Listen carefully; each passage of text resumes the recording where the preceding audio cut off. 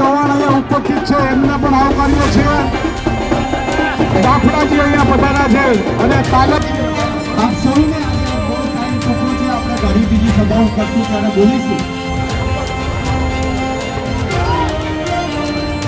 પરેશભાઈ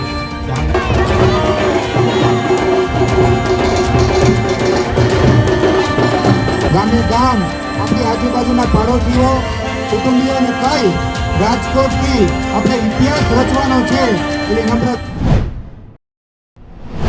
જી મારો હોદ્દો કોઈ નથી અને હું નામ એટલે આપવા નથી માંગતી કારણ કે ક્ષત્રિય સમાજની મહિલાની લડાઈ છે તો હું ક્ષત્રિય સમાજની દીકરી અને મહિલા તરીકે જ વાત કરીશ। અમે 200+ ફોર્મ ઉપાડેલા હતા અને મહાસંમેલન અમારું જ્યારે કરવામાં આવેલું હતું 14 તારીખે ત્યાં સુધી 50%નું ડોક્યુમેન્ટેશન ફંડ બધું ક્લિયર કરી નાખેલું હતું ને અમે તૈયારીમાં પણ હતા કે ભાઈ અમે ફોર્મ ભરી દઈએ જો નામાંકન રદ ન થાય તો। પણ પરેશભાઈ જ્યારે અમારી સાથે આવી ગયા છે પીઠબળ બની ગયા છે તો અમે લોકો અપક્ષ તરીકે પણ લડવા નથી માંગતા કારણ કે ક્યાંક ને ક્યાંક એ વસ્તુ છે કે ભાઈ અમારી અંદર એ લોકો વિગ્રહ કરવા માંગે છે તો અમે એવું નથી કરવા માંગતા। અમારો ક્ષત્રિય સમાજનો કિંમતી મત જેનું મૂલ્ય ભાજપ સરકાર નથી સમજી રહી તો જે સરકાર સમજી રહી છે અમે એમને આપવા માંગીએ છીએ। રણનીતિનો ભાગ હતો જેમ ભાજપ જે કે છે એ કરતું નથી અને નથી કરતું એ કરે છે એમ અમારી પણ રણનીતિનો ભાગ હતો। હા અમારી રણનીતિનો ભાગ હતો અમારી રણનીતિનો ભાગ હતો અને આજે જવતલીઓ ભરતો હોય તો બહેનોએ ભરવાની જરૂર નથી એટલે અમારા પરેશભાઈ છે અને અમારું સમર્થન પૂરેપૂરું છે એટલે અમે એમ સમજશું કે અમારા એ ભાઈએ ફોર્મ ભર્યા નથી માનતી।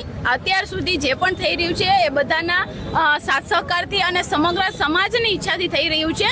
કોઈ એક વ્યક્તિના ઈચ્છવાથી કંઈ હુલ્લડ કે એવું ના શક્ય બને। સાંભળો અને સમાજ જે દિશામાં જઈ રહ્યો છે યોગ્ય છે। બધી વસ્તુનું નિરાકરણ ફક્ત તોફાનો હુલ્લડ એનાથી નથી આવતું।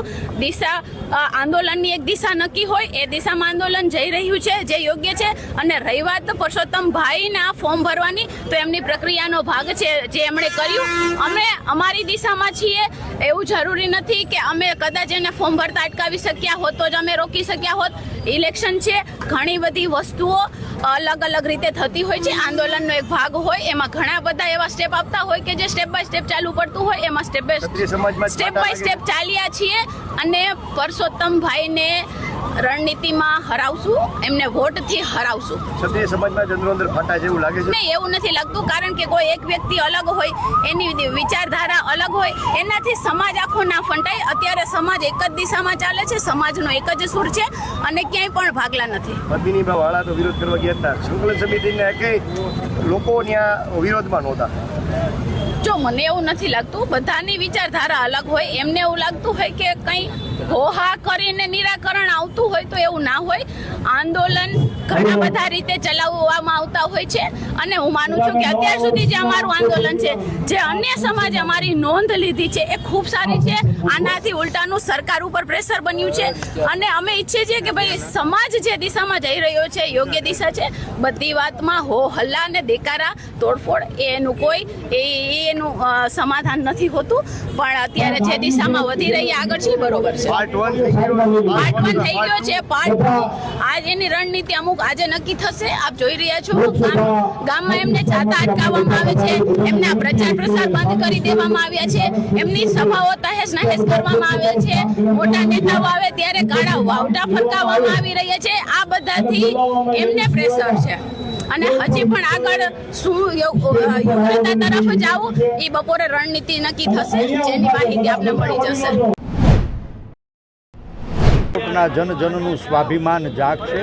100 સમસ્યાઓથી પીડાતી ગુજરાતની પ્રજા આ રાજકોટના રણ મેદાનમાં એક મંચ ઉપર આવશે અને લોકોની સમસ્યાઓના નિવારણને બદલે લોકોને સમસ્યાઓમાં ધકેલનારી આ ભારતીય જનતા પાર્ટીની સરકારને સબક શીખવાડવા આખું રાજકોટ એક થઈને મતદાન કરશે। પરેશભાઈ 12-39 મિનિટ જે ખરેખર વિજય મોડ છે આ વિજય મોડમાં આપણે ફોર્મ ભર્યું લોકશાહીના પર્વને ઉજવવા માટે, લોકશાહીને જીવંત રાખવા માટે, બંધારણીય અધિકારોના રક્ષણ માટે, સંવિધાનની સુરક્ષા માટે, સામાન્ય માણસના સ્વાભિમાનને આગળ ધપાવવા માટે આજે 12 અને 39ના વિજય મુહૂર્તે ભારતીય રાષ્ટ્રીય કોંગ્રેસના રાજકોટ લોકસભામાં સેનાપતિ તરીકે જવાબદારી સ્વીકારીને ફોર્મ ભર્યું છે. આ ફોર્મ એ રાજકોટ વાસીઓના ખોળામાં માથું ધર્યું છે. મને સંપૂર્ણ વિશ્વાસ છે કે રાજકોટનો જન એક સામાન્ય કાર્યકર્તા ઉપર ભરોસો મૂકશે. આ માથું તો રાજકોટના ખોળામાં મૂક્યું છે. એને લાગે કે પરેશ ધાનાણી અને કોંગ્રેસની વાતોમાં દમ છે, એના કાર્યક્રમોમાં દમ છે, તો આખું રાજકોટ મને આશીર્વાદ આપે અને લાગે કે ક્યાંય એની વાતોમાં ઉણા ઉતરા છે, તો માથું તમારા ખોળામાં મૂક્યું છે, વાઢી નાખજો, એનો અફસોસ નહીં થાય. પણ મને સંપૂર્ણ વિશ્વાસ છે કે આજ વિજય મુહૂર્તે ભરેલું ફોર્મ એને વિજયની ઘોષણા કરી દીધી છે. અહંકારને હરાવવાનો રાજકોટે સંકલ્પ લીધો છે. 7મી તારીખ કે મતની પેટીઓ ભરાવાની છે અને જ્યારે પરિણામ આવશે ત્યારે રાજકોટમાં પણ જનનો વિજય થશે, સ્વાભિમાનનો વિજય થશે. ગુજરાત વાયા ગાંધીનગર દિલ્હીના દરબારમાં ઇન્ડિયા ગઠબંધનનો તિરંગો લહેરાશે. ધન્યવાદ.